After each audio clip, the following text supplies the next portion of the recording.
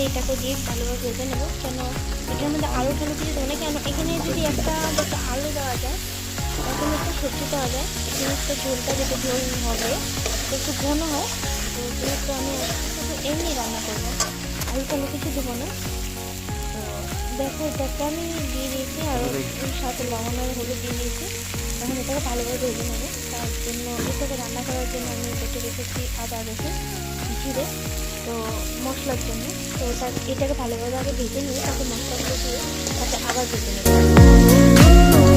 তো তোমরা কে কে খেয়েছো নিশ্চয়ই কমেন্ট করে জানাবে, আর যারা খাওনি তারা কমেন্ট করে জানাবে।